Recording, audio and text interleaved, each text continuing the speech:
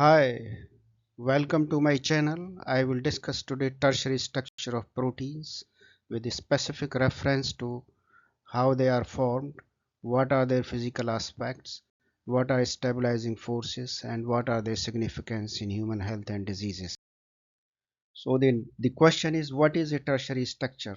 You have seen that alpha helix, beta sheet, beta turn, loops and coils and motifs. These are local folding present in a polypeptide chain undergo further folding leading to the formation of a compact three-dimensional native conformation which is biologically active. This structure is known as tertiary structure. It retains all the secondary structure of that particular polypeptide. It has hydrophobic amino acid residues buried inside the core, and the hydrophilic amino acid residues are exposed outside. And there are domains or distinct or unique structural domain or region which are functionally important. We will discuss domains in the next slide. So what are the domains? Domains in a tertiary structure are a specialized region which are functionally important. These are active regions and they perform biological function. They are different than the motifs which are characteristics of secondary structures. Motifs are less complex than the domains. They are bigger in the domains are much more complex and bigger in nature as compared to the motifs. Some example of motifs or sorry some example of domains are calcium binding domains, ATP binding domain or catalytic domain present in several proteins. So in what shape a tertiary protein exists? There are two possibilities. The first one is fibrous protein. The example of this category includes keratin or collagen or fibrous actin. These are normally helical in the structure. These are fibrous protein. The other category is other shape is globular proteins, right? These are water soluble, spherical in nature, and most of the enzymes are present as globular in shape. So there are two possibilities, two shapes in which tertiary protein can be found. This is fibrous or second is globular. So what are the stabilizing forces or what are the interactions or bonding that stabilize the tertiary structures? First thing you should know that this type of interaction is contributed by the side chain groups in of the amino acids present in a polypeptide chain. It means this interaction is intra-chain interaction. There are four type of bonding which normally stabilize this structure.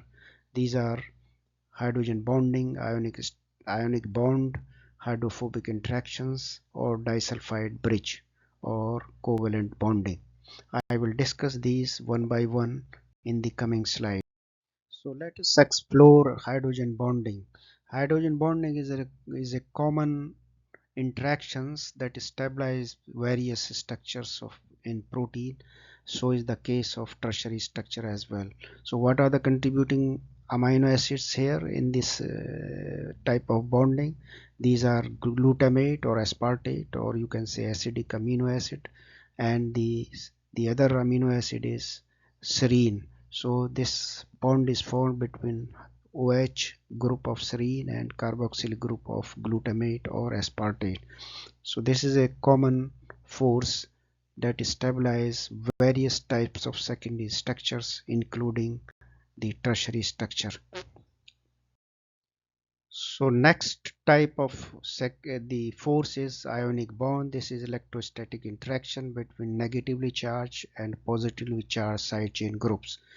So negatively charged side chain group are from the glutamate or aspartate or acidic amino acid in the chain, and the positively charged are amino group of lysine or arginine, which are basic amino acids. So this is an electrostatic interaction, and this also stabilizes the tertiary structure. So the next bond that stabilizes the tertiary structure is covalent bond. and or it is also called as disulfide bridge. The contributing amino acid residue side chain groups are SH group in the cysteine. These SH group are oxidized easily, forming a bridge or a covalent bond which is called as disulfide bridge. So disulfide bridge occurs in oxidizing environment. Therefore, in bacteria it happens in periplasmic space, whereas in eukaryote it occurs in rough endoplasmic reticulum. So the next interaction that stabilizes, or that is a major force in the stabilization of tertiary structure, is known as hydrophobic interactions. So what are the hydrophobic interaction? This is basically a tendency of the hydrophobic amino acid residues to cluster or to hide from aqueous environment. So these amino acids, hydrophobic amino acids, in this bonding, they cluster, they hide from water, they are present in the core, and the aqueous, the hydrophilic amino acid, they are exposed outside. So this is a major force that helps a protein fold into its native conformation.